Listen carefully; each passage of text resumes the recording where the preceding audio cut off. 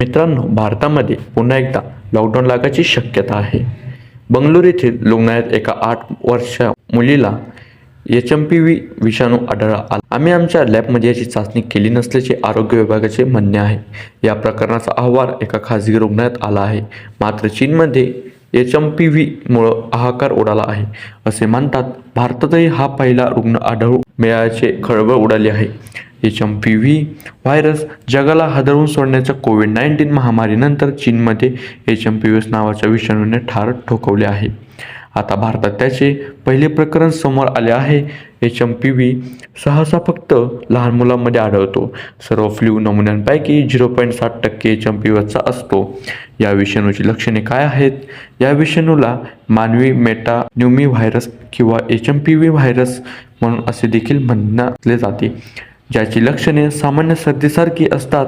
सामान्य प्रकारांमध्ये त्यामुळे खोकला किंवा घरघर नाक वाहणे किंवा घसा खवखवणे. HMPV संसर्ग लहान मुले आणि वयोवृद्ध गंभीर असू शकतो. या विषाणूमुळे रोगप्रतिकारशक्ती कमकुवत होत असल्याचे लोकांमध्ये गंभीर आजार होऊ शकतो. हे आहे HMPV व्हायरसचं लक्षणे. असं लक्षणे कोणाला आढळल्यास लवकरात लवकर दवाखान्यात जाऊन आपल्या व्हिडिओला लाईक आणि चॅनलला सबस्क्राईब केल्याशिवाय कोणीही जाऊ नका.